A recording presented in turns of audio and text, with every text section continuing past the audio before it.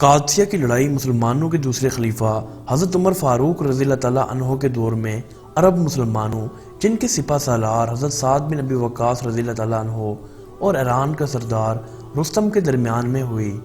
اس میں مسلمانوں کی فتح اور ایران مسلمانوں کے قبضے میں آ گیا۔ ابتدا میں مغیرہ بن شعبہ مذاکرات کے بعد واپس آئے۔ رستم نے اپنی فوج کو تیاری کا حکم دے دیا۔ دونوں لشکروں میں ایک نہر حائل تھی۔ رستم کے پاس پیغام بھیجا کہ تم نہر کے اس طرف آ کر لڑو گے یا ہم کو نہر کے اس طرف آنا چاہیے۔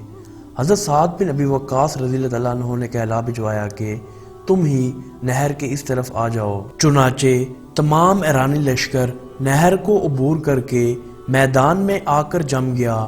میمنہ و میسرہ اور ہر اول و ساکا وغیرہ لشکر کے ہر ایک حصے کو رستم نے جنگی ہاتھیوں اور زرہ پوش سواروں سے ہر طرح مضبوط و مکمل بنایا۔ خود قلب لشکرگاہ میں قیام کیا۔ یہ ایرانی لشکر جو زیادہ سے زیادہ 30,000 کے اسلامی لشکر کے مقابلے میں آمادہ جنگ ہوا، 2.25 لاکھ سے زیادہ اور ہر طرح اسلامی لشکر کی نسبت سامان حرب سے مسلح تھے۔ سپہ سالار لشکر اسلام حضرت سعد بن ابی وقاص رضی اللہ تعالیٰ عنہ کو دانے نکل رہے تھے اور عرق النساء کے درد کی بھی آپ کو شکایت تھی، لہٰذا نہ گھوڑے پر سوار ہو سکتے تھے نہ چل پھر سکتے تھے۔ میدان جنگ میں اسلامی لشکرگاہ کے سرے پر ایک پرانے زمانے کی بنی ہوئی پختہ عمارت کھڑی تھی۔ حضرت سعد بن ابی وقاص رضی اللہ تعالیٰ عنہ خود اس عمارت کی چھت پر گاؤ تکیہ کے سہارے بیٹھ گئے اور اپنی جگہ میدان جنگ کا سردار خالد بن ارطفا کو تجویز کیا، لیکن لڑائی کے نقشے اور میدان جنگ کے عام تغیر و تبدل کو حضرت سعد بن ابی وقاص رضی اللہ تعالیٰ عنہ نے اپنے ہی ہاتھ میں رکھا، یعنی برابر خالد بن ارطفا کے پاس ہدایات روانہ کرتے رہے۔ ایرانی لشکر کی تیاریوں کی خبر سن کر اسلامی لشکر بھی جنگ کی تیاری میں مصروف ہو گیا تھا۔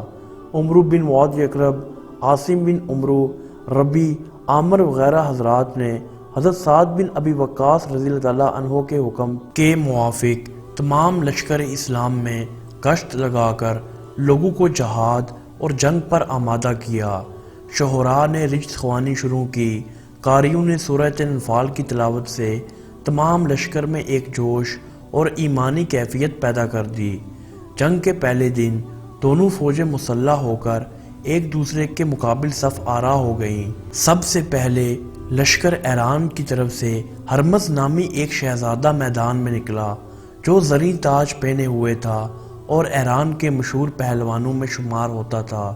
اس کے مقابلے کے لیے غالب بن عبداللہ اسد اسلامی لشکر سے نکلے۔ غالب نے میدان میں جاتے ہی ہرمز کو گرفتار کر کے سپہ سالار حضرت سعد بن ابی وقاص رضی اللہ تعالیٰ عنہ کے پاس لا کر ان کے سپرد کر گئے۔ اس کے بعد ایک اور زبردست شاہ سوار اہل فارس کی جانب سے نکلا۔ ادھر عاصم اس کے مقابلے کو پہنچے۔ طرفین سے ایک ایک دو وار ہی ہونے پائے تھے کہ ایرانی شاہ سوار بھاگا۔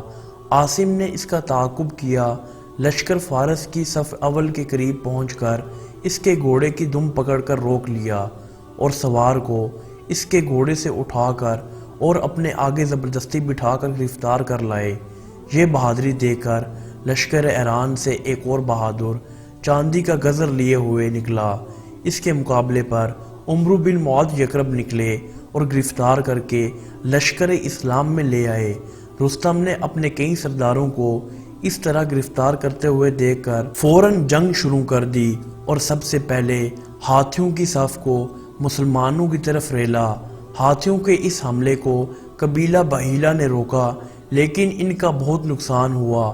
حضرت سعد بن ابی وقاص رضی اللہ تعالیٰ عنہ نے جو بڑے غور سے میدان کا رنگ دیکھ رہے تھے، فوراً بنی اسد کے لوگوں کو بحیلہ کی کمک کے لیے حکم دیا۔ بنو اسد نے آگے بڑھ کر خوب دارد مردانگی دی، لیکن جب ان کی بھی حالت نازک ہوئی تو حضرت سعد بن ابی وقاص رضی اللہ تعالیٰ عنہ نے فوراً قبیلہ کندہ کے بہادروں کو آگے بڑھنے کا حکم دیا۔ بنو کندہ نے آگے بڑھ کر اس شان سے حملہ کیا کہ اہل فارس کے پاؤں اکھڑ گئے اور وہ پیچھے ہٹنے لگے۔ رستم نے یہ رنگ دیکھ کر تمام لشکر ایران کو مجموعی طاقت سے یک بارگی حملہ کرنے کا حکم دیا۔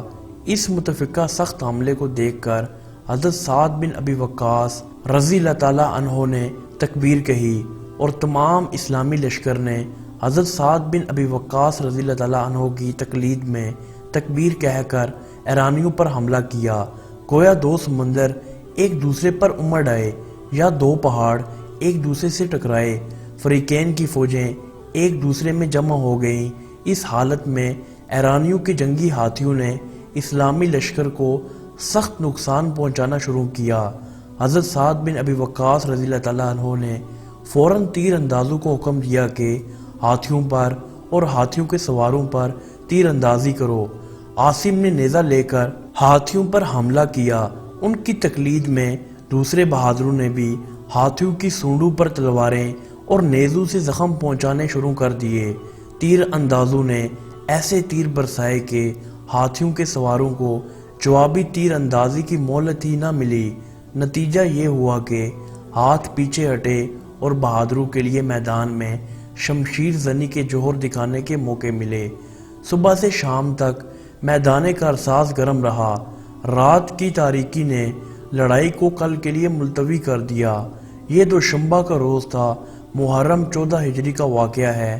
اگلے دن علی الصبح بعد نماز فجر حضرت سعد بن ابی وقاص رضی اللہ تعالیٰ عنہ نے سب سے پہلے کل کے شہداء کو قادسیہ کے مشرق کی جانب دفن کرایا۔ کل کے شہداء کی تعداد 500 تھی۔ زخمیوں کی مرہم پٹی کا سامان رات ہی میں کر دیا گیا تھا۔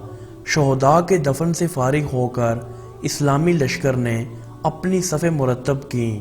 ایرانی بھی میدان میں آئے۔ ابھی لڑائی شروع نہیں ہوئی تھی کہ ملک شام سے روانہ کیے ہوئے لشکر کے قریب پہنچنے کی خبر پہنچی۔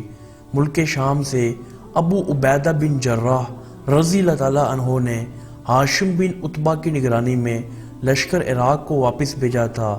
اس لشکر کے امیر ققاتہ بن عمرو تھے اور وہ 1000 کا لشکر لیے ہوئے سب سے پہلے قادسیہ پہنچے اور حضرت سعد بن ابی وقاص رضی اللہ تعالیٰ عنہ کو بڑے لشکر کے پہنچنے کی خوشخبری سنا کر خود اجازت لے کر میدان میں نکلے۔ آج بھی ہاتھیوں کا لشکر اسلام کے لیے بہت سخت تھا، لیکن مسلمانوں نے ایک نئی تدبیر یہ کی کہ اونٹوں پر بڑی بڑی جھولیں ڈالیں۔ وہ بھی ہاتھیوں کی طرح مہیب نظر آتے اور ایرانیوں کے گھوڑے ان کو دیکھ دیکھ کر بدکنے لگے۔ جس قدر ہاتھیوں سے اسلامی لشکر کو نقصان پہنچتا تھا، اس قدر ایرانی لشکر کو ان مصنوعی ہتھیاروں سے نقصان پہنچنے لگا۔ آج ققاتہ نے بہت سے ایرانی سرداروں اور مشہور شاہ سواروں کو قتل کیا۔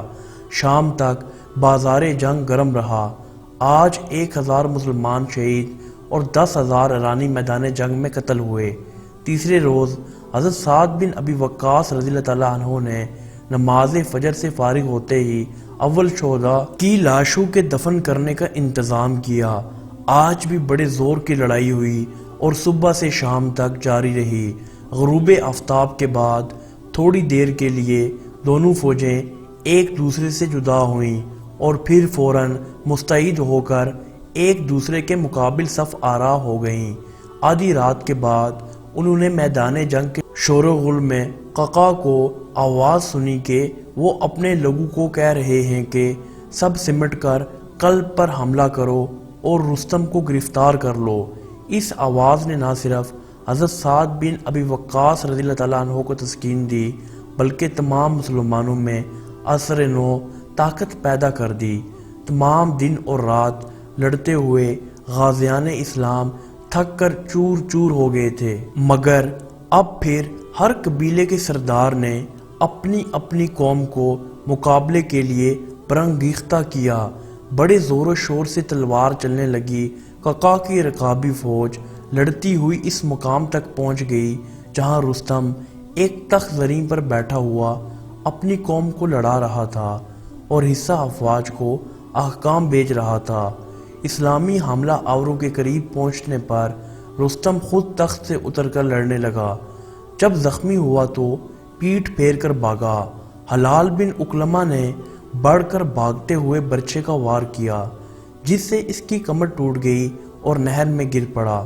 ہلال نے فوراً گھوڑے سے کود کر اور جھک کر رستم کی ٹانگیں پکڑ کر باہر کھینچ لیا اور اس کا کام تمام کر کے فوراً رستم کے تخت پر کھڑے ہو کر بلند آواز سے پکارا کہ خدا کی قسم، میں نے رستم کو قتل کر دیا ہے۔ اس آواز کے سنتے ہی اسلامی فوج نے نعرہ تکبیر بلند کیا اور ایرانیوں کے ہوش و حواس باختہ ہو گئے۔ ایرانی میدان سے بھاگے۔ لشکر ایران میں سواروں کی تعداد 30,000 تھی، جن میں بمشکل 30 سوار بھاگ کر اپنی جان بچا سکے، باقی سب میدان جنگ میں مارے گئے۔ اس لڑائی میں مسلمانوں کے کل 6,000 آدمی شہید ہوئے۔ حضرت سعد بن ابی وقاص رضی اللہ تعالیٰ عنہ نے مال غنیمت کے ساتھ فوراً حضرت عمر فاروق رضی اللہ تعالیٰ عنہ کی خدمت میں فتح کی خوشخبری کا خط لکھا اور ایک تیز رفتار 76 سوار کو دے کر مدینہ کی طرف روانہ کیا۔